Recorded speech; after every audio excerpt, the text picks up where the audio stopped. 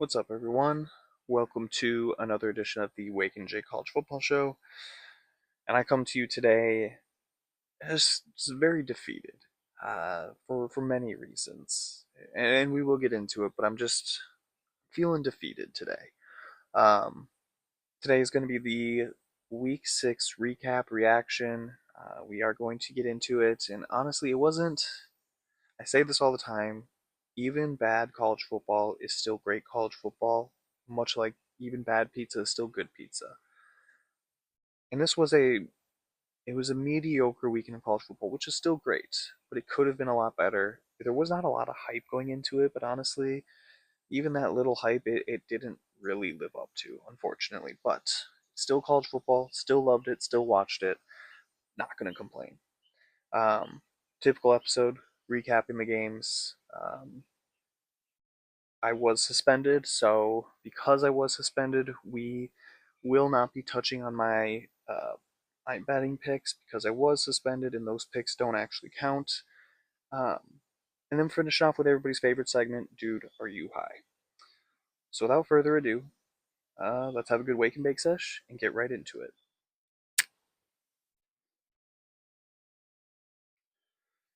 All right, recapping and reacting to week 6, we will start with Friday's games, which there's only one game even worth talking about. West Virginia traveled to number 23 BYU. BYU comes away with a win 38-24, much like you'd expect. Um, BYU was very sloppy in this one. And honestly, if this had been a cleaner game for them, I think the score would be a lot more lopsided. They did have 3 turnovers, 2 of which gave West Virginia very short fields. But outside of those 3 turnovers, BYU's offense was great. Bear Bachmeyer had over 350 yards passing, added another 43 on the ground. Chase Roberts had over 161 yards receiving. Kingston had over 100 yards. It was a good game all around for this BYU offense outside of those basically 3 plays. Um, West Virginia. I feel like they're in trouble the rest of the season. They're I think I'm going to butcher his name. Nico Marchiol, however you do say it. He is, I guess, has a medical redshirt the rest of the year. Jalen Henderson was out for this one. I don't know how long he's going to be out for. So you're down to redshirt freshman Wilkins, Khalil Wilkins, and then true freshman Scotty Fox, who also saw playing time in this game. But Wilkins did get the start. And man, I mean, he didn't manage much, but he was their whole offense essentially. He had 89 yards on the ground. Through the air, he was 7 of 15 for 81 yards, 2 interceptions, one of which was not his fault, but that's neither here nor there. West Virginia could not get anything going offensively, really. And if it wasn't for those 2 turnovers, like I mentioned, that gave them short fields, this would have been a much more lopsided game. Running backs combined for 21 carries at 37 yards. Just an abysmal showing.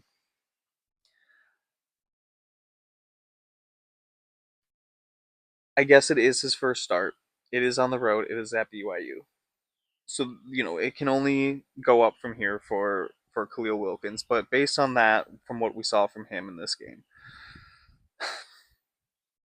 West Virginia's in trouble, unfortunately. BYU, on the other hand, I mean, you're 5-0. Congrats. Uh, you still have not really played anybody. Uh, Colorado is your biggest win. That's not even a great win. Um, so you were given an easy schedule. You've taken care of business. Good for you. I just can't quite get behind BYU yet. Okay, so Saturday games. Here's gonna be a little different this time. Typically just kind of go by each time slot. Start with noon games, afternoon games, evening games. But there was only one time slot that was even worth watching, honestly.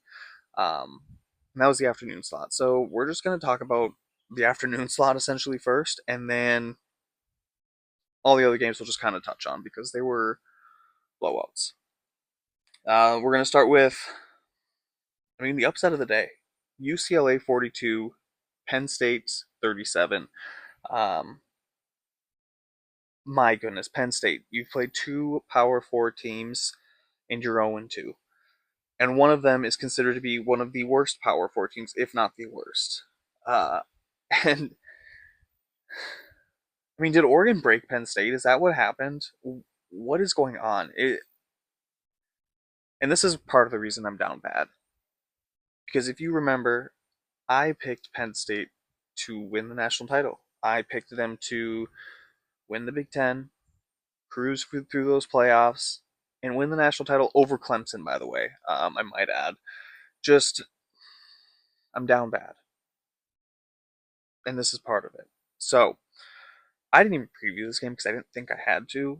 And honestly, unless you are covering Penn State or you're covering UCLA, I don't know that anybody else covered it either unless they had a bet on it. I just, I didn't think I had to. And who knew that the key to UCLA being great offensively was just firing Tino Sinceri? Who knew? That's all it would take. Because Nico Iamaliava, he looked like Lamar Jackson out there. And I don't know what happened to this Penn State defense. I guess you can argue they're going up against a new offensive coordinator that they have no knowledge of. I guess we can cut them some slack there to some extent. But again, Nico Iamaliava looked like Lamar Jackson out there. That's not great. Um, Offensively, though, while yes, if you looked at just the second half, essentially, sure, yeah, offense was fine. It was good. It took so long to get going, though, and it should not have taken as long as it did against UCLA of all teams. If you told me it took until the third quarter or late second quarter against Oregon, Ohio State, I'll even give you Michigan.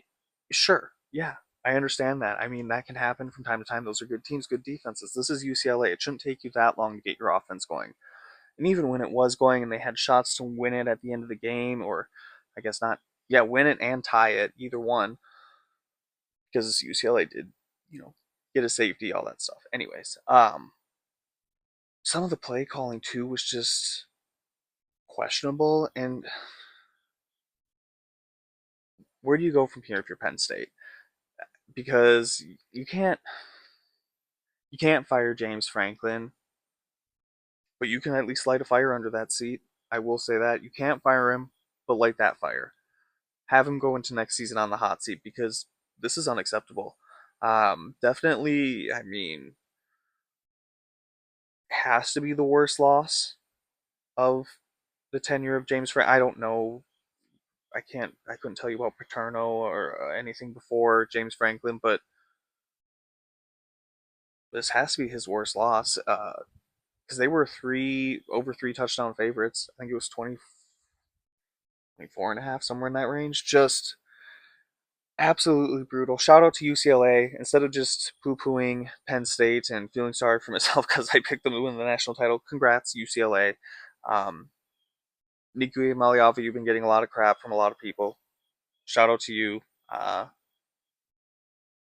you know, I guess you don't deserve all the hate you're getting, so it's nice to see you do well. But my goodness, Penn State, figure it out. This is unacceptable, to be honest. Uh, Number 10, Alabama 30. Number 16, Vanderbilt 14. And honestly, with this score, I feel like this game was much more competitive and a lot closer than the score says. Yes, Alabama was the better team. Yes, they deserved to win that game. But Vanderbilt is still a good team. And I hope they don't get punished this week in the poll. I don't think they will necessarily get punished that much. They should not be anything higher than top. I mean, if they drop into the 20s, I think I'll be a little upset. Um, but shout out to Alabama. We see Vanderbilt win games all the time, winning three, I guess, stat categories. Turnover battle, time of possession, third and fourth down.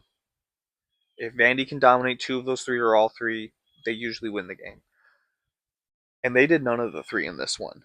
Shout out to Alabama because that second half was, yes, it left a lot to be desired, but all in all, great second half from Alabama.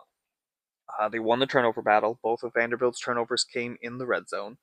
Bama converted on third and fourth down. They were 9 of 18. Vanderbilt was 5 of 12. Um, and they also controlled the ball, especially in that second half. They had the ball for 15 more minutes than Vanderbilt did.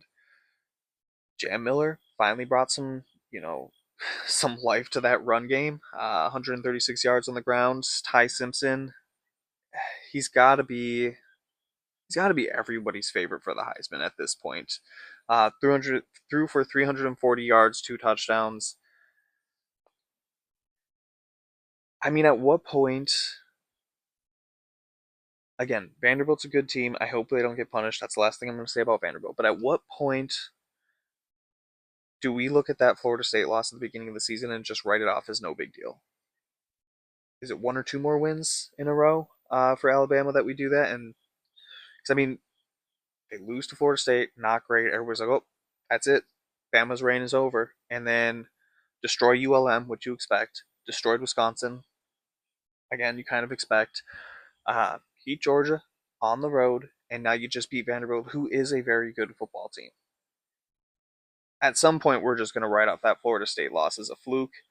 At what point do we do that? Because honestly, I'm willing to do it right now. I think maybe give them one more win. I'd be willing to start writing that off. The last big game that we'll talk about, Florida 29, Texas 21. Texas, you have played two Power 4 teams, and you are 0-2.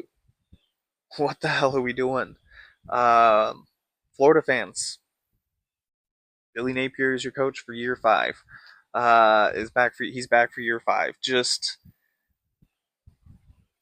I'm joking. I don't know. He has not. He has to get another couple wins before we can talk about him being back for year 5. But gotta make Florida fans a little nervous that he might be winning his way back to coming back for a 5th year. Now, I've been holding off on trying to say this because I thought we were jumping the gun at the beginning of the season. Arch Manning is not good.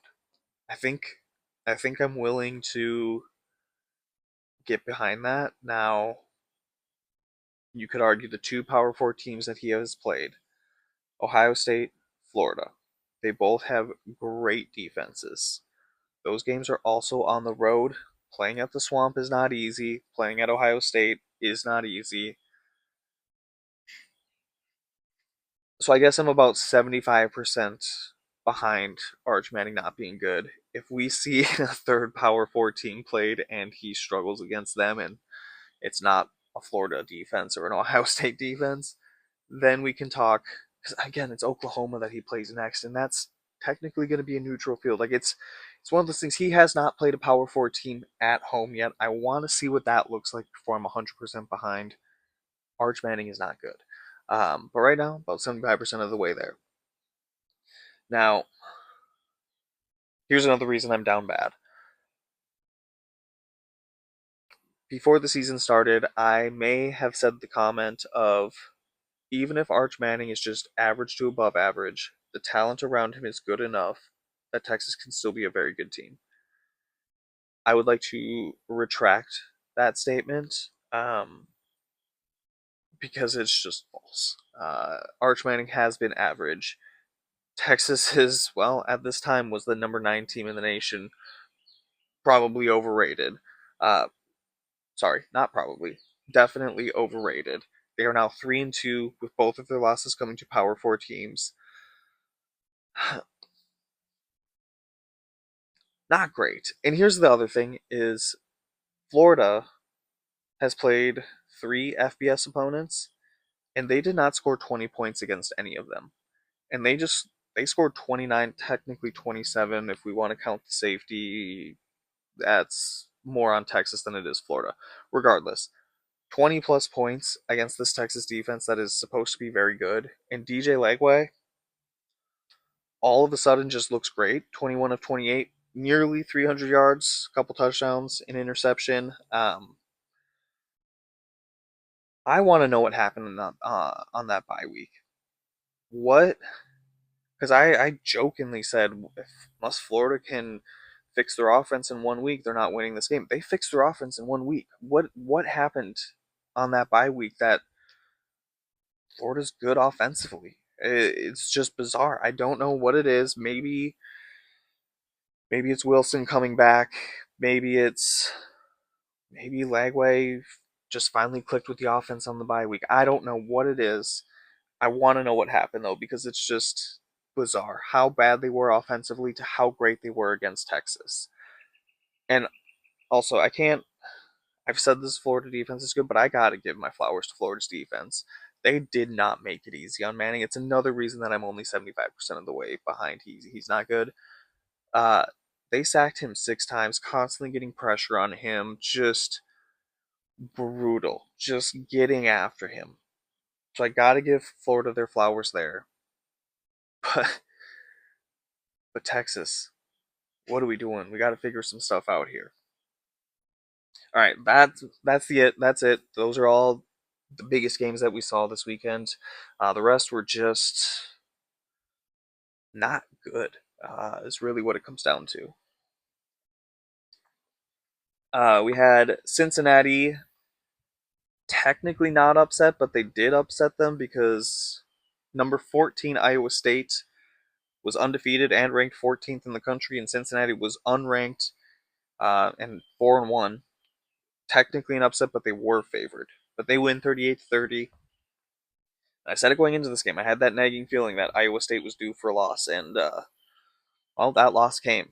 Now the score definitely does not accurately reflect just how lopsided this game was because they were down 31-7 late in the first half. Now, shout out to them for kind of making it a game later on, but Cincinnati came out firing and did not fully look back. They're one play from being 5-0. This Cincinnati team is pretty good this season. I definitely underestimated them. And honestly, the way they won this game too was somewhat impressive because Iowa State's down their top 2 corners. You think Cincinnati's probably going to air out the ball. Why not attack the weakness there? Instead, with 6 minutes left in the game, they only had 132 yards through the air. Now, I could say 132 because they hit like a 60, 70 yard bomb to go up to 38 points, but going into that for most of the game, with 5 minutes, basically 5 minutes left in the game, they had only thrown the ball for 132 yards. Instead, they absolutely dominated on the ground. They had 260 yards, 3 touchdowns, and over 7.5 yards a pop. Just came out running, didn't fully look back. Cincinnati's next 3 games are very winnable. I believe it's like West Virginia, Oklahoma State. Don't remember the third one, something like that. It's very manageable, and we could be looking at they're 4-1 now, 5-1. So we'd be looking at a 7-1, 8-1 potentially. That doesn't seem right. I think it's 7-1 Cincinnati team here in the next few weeks. Cincinnati's a good team. Iowa State, on the other hand, they are on the road at Colorado, which I do think is winnable. Then they have a bye week, and then they have back-to-back home games against BYU and Arizona State. Now, we're not fully sure about BYU yet. Arizona State, that is not a gimme.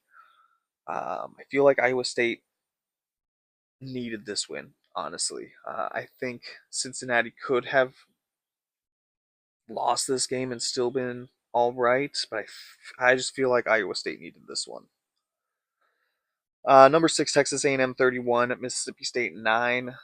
I mean, I've said it for 2 weeks. Mississippi State has a weakness on defense, and it's the run game. They are not able to stop the run, and Texas A&M took full advantage of that. Over 300 yards on the ground, 2 touchdowns, nearly 6 yards a pop.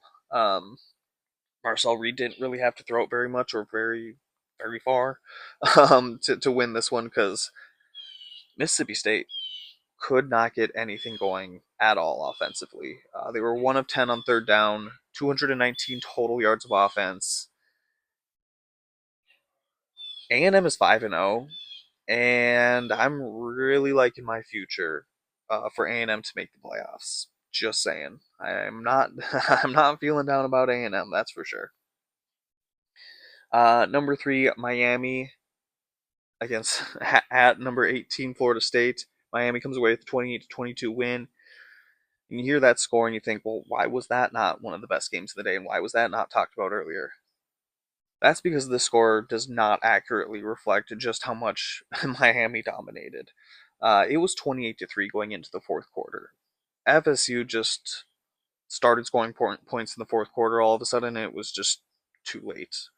Um, Now, if you were questioning Carson Beck going into this game, probably shouldn't be moving forward. 20 of 27, 241 yards, four touchdowns. Miami couldn't run the ball at all. It didn't matter. Carson Beck just continues to look great. Castellanos, on the other hand, had to throw the ball 45 times, which you don't love to see. Um, Threw it for 272 yards, two touchdowns, two interceptions. And that 272 yards is very deceptive because 153 of those yards, so over half of his passing yards, came in that fourth quarter when all of a sudden they just started scoring. Um, Great win for Miami. Not great for Florida State moving forward. I think we see who Florida State is. They got a great win against Alabama to open the season, but they are a middle of the pack ACC team, maybe top half, top end, but they're not making the playoffs. They're not competing for an ACC title at this point. Um, but that being said, is it the only reason I have not gotten behind Miami even preseason? And I'm looking at their roster, looking at their schedule, everything screamed at me to back Miami, but I just don't trust Mario Cristobal. At what point do I decide to put that aside and start believing in Miami? Because I'm really, really close right now. Number 24, Virginia at Louisville. They come away with a 30-27 win in overtime. I mean, Virginia's defense, which has not been good this year, won them this game. Two turnovers forced, both returned for touchdowns. I mean, defense won them this game. And I was right about Louisville. So far this season, they just have not impressed me, and that continues. They still have not impressed me. Virginia fans, get ready for another year of Tony Elliott, which honestly, at this point, might not be the worst thing. We saw him respond to criticism and change his ways this offseason, and he is reaping the benefits of that. So maybe it's not the worst thing to have him as your coach moving forward. Uh, Man, this one hurt. This is part of another reason I'm down bad. Washington at Maryland. Washington comes from behind to win it 24-20. I almost believed. Maryland almost got me. They almost got me to believe. And then they just had an all-time collapse. The Kings of August and September, the poor men, I don't know what to call them, of October and November. It made me sad to see this collapse because they were up 20-0. And then Washington, and I'm not counting the final drive of the game when they were just icing the clock, their final four drives after not scoring all game, they scored on their final four drives to take the lead 24-20, and it was just heartbreaking to see because I almost believed. Maryland's receivers got to figure it out. They got to figure out the drop problem that they've got going on because few less drops in this game might have been quite the upset, and we could be looking at a ranked 5-0 Maryland team in October. Number 11, Texas Tech 35, Houston 11. I mean, not much to say on this game. Texas Tech dominated from start to finish. Houston lost Connor Wegman in this game, but it didn't matter. They were doing nothing with him. They did nothing without him.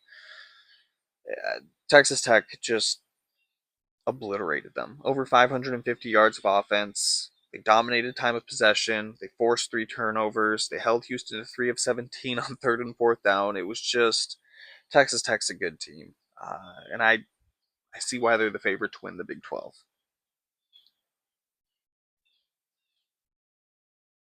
Another reason I'm down bad.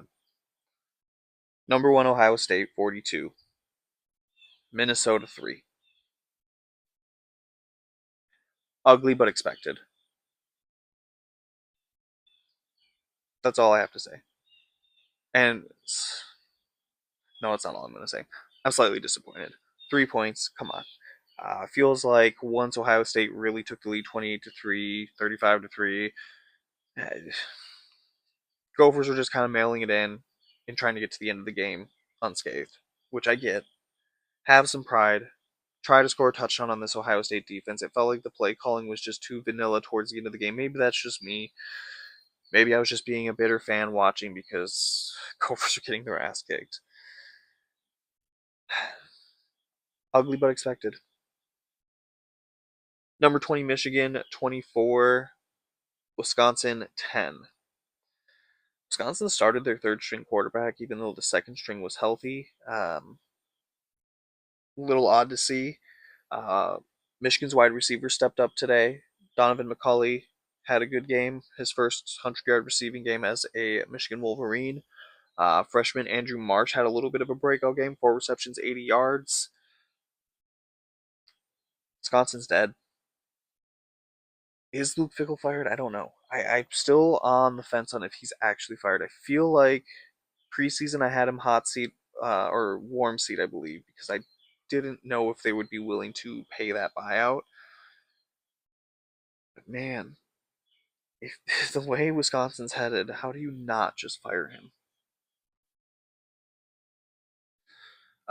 Number 21, Notre Dame hosting Boise State. 28 to 7, Notre Dame comes away with the win. Has Notre Dame fixed their defense? That's my biggest question coming out of this one. Because they held Arkansas, who's got a great offense, to only 13 points. And then Boise State, who, yes, only scored 7 against USF in the first game of the season, in their last 3 games has scored 51, 49, and 47 points. And then this Notre Dame defense, which, other than that Arkansas game, has not been great, they only score 7. Has Notre Dame fixed their defense? That's really what I want to know coming out of that game. Clemson 38, UNC 10. I mean, my goodness, UNC is such a very, it's just, they're just a very bad team. They have played 3 Power 4 teams so far this year, and in those games, they have scored 14 points, 9 points, and 10 points. But do you remember UNC's first drive against TCU? Nobody knew what offense they were going to be running or anything like that, yada, yada, yada. It was going to be just, we're not sure what we're going to see. UNC comes out, marches right down the field, scores a touchdown, and then from there couldn't do anything the rest of the game. And then they switch quarterback, gets hurt. They bring in the new quarterback, and they march right down the field and score. And then TCU's like, all right, yep, got everything we need. And they didn't score the rest of the game after that. This UNC team is so bad. Oh, not only have they scored that few of points, they have lost those 3 games by an average of 29 points. Is the Bill Belichick experiment going to be over after 1 year? My goodness, what an absolute failure it has been. And it sucks to see. You hate to see, I said it with Mike Gundy, you hate to see legendary coaches just go out terribly. And we're watching Bill Belichick go out terribly.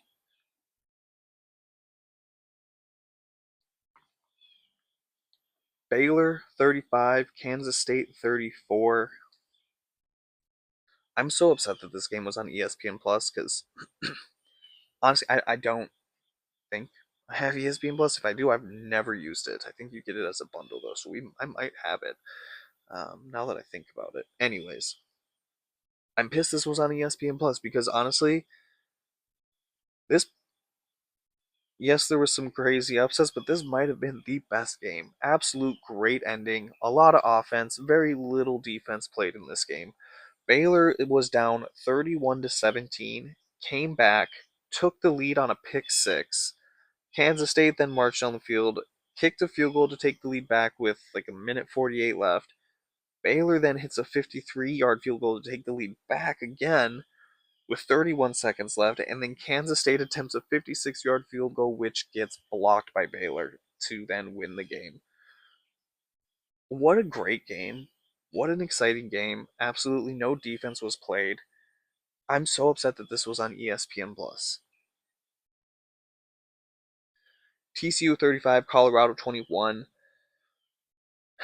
Man, TCU's really got to be kicking themselves for losing that game against Arizona State where they were up, was it 17-7 or something like that? And then Arizona State came from behind to win it because they would be 5-0 and be talked about as one of the best teams in the Big 12. Now Colorado was able to keep this one close for a while, but in the end, Colorado was just not a good team. They turned the ball over 4 times. Twice, TCU was able to convert those turnovers into points. Uh, Josh Hoover threw for 275 yards, 4 touchdowns, and Caden Salter threw for 217 yards, threw 3 interceptions. He did throw 2 touchdowns, but Colorado's not a good team. That's just, it is what it is. TCU, again, I think they're really kicking themselves for losing that game to Arizona State because you look at their schedule, and I mean, could TCU win the Big 12? They're at Kansas State. That should be a win. They host Baylor. I mean, Baylor is beatable at this point. At West Virginia. Again, that's also, I want to say use the word guarantee, but that should be a win. Then they have a bye. They host Iowa State. Now that one's a toss up. That could be a loss. They're at BYU, which we have not seen BYU beat anybody of worth a damn yet. So that could be a win. At Houston, Houston. I mean, depends on what's going on with Connor Wegman moving forward. At Houston's a winnable game though, and then they're home against Cincinnati, which based on what we've seen from Cincinnati, a very good team. That could be a very tough game for them. We're looking at two. You could argue maybe a third game that's a toss up. The other 4 winnable games. They're 4-1 right now. We're looking at an 8-win season, 9-win season at worst. TCU could win the Big 12. Kansas 27, UCF 20. I mean, it's quite possible that UCF is just not as bad as I thought they were going to be this season. They're definitely not as bad as UNC. I didn't think UNC was going to be great. I just didn't think they'd be this terrible. Um, but this game feels a lot closer than I think Kansas probably would have liked. Shout out to Kansas's defense for getting 2 big stops in the fourth quarter. One was at the goal line, the other one was near-ish the red zone to essentially end the game. Shout out to Kansas defense for that, but probably a lot closer than they would have liked. And then the final game we'll touch on Nebraska 38, Michigan State 27. I mean, Dylan Raiola didn't have the greatest game, and before any Nebraska fans come at me and get mad at me for saying that, I'm not saying it's his fault that it wasn't the greatest game, because his offensive line is terrible, and he was pressured a lot and sacked a lot. And I mean, the worst part about that is when I previewed this game, I mean, granted they've only played 2 Power 4 teams, but Michigan State had not recorded a sack against a Power 4 team yet, and they had 5 against Rayola or against Nebraska. Um, but even though Rayola didn't necessarily play great, still played good. Hayden Childs played significantly worse. This may be his worst game in a Michigan State uniform. Uh, Absolutely brutal. 9 of 23, 85 yards, 2 interceptions. I mean, the offense as a whole was also rough, so I mean, it wasn't just him, but that's pretty bad. But the run game itself, 84 yards at 2.2 yards a pop. I mean, it was a brutal showing offensively, and the fact that Michigan State did score 27 points just is shocking, just based on how bad this offense was. I don't know if it's more shocking, I guess, that based on their output and how they played that they were able to score 27 points, or more concerning that Nebraska dominated that much defensively and still allowed 27 points. I don't know which one it is. Either way, it's shocking. And it feels like it's either going to be Nebraska or USC. One of those two is going to be Ole Miss or Mizzou for me this year, where I just keep thinking they're going to lose, keep thinking they're going to lose, and then they just keep winning and keep winning and keep winning. And I just think that they're not as good as the record is, and they keep proving me wrong. Kind of Notre Dame as well last year. I guess you could throw them in here. Nebraska might turn into that. But you do look at the rest of their schedule. As of right now, only, well, I guess we'll see because it's Penn State, but only one ranked opponent so far the rest of the season, but in their final seven, I believe, games that are left, only three of those are home games. So we'll see how they start to do on the road. But Nebraska could very well turn into Ole Miss, Mizzou, Notre Dame for me this year. Betting recap: I was suspended. Committee suspended me for 1 week. This next week I will be back. I will be giving up my five favorite picks. So because I was suspended, nothing counts. But if it did count, it wasn't good. Yet again, if you have faded me all year, you're welcome. Congrats. You are up big.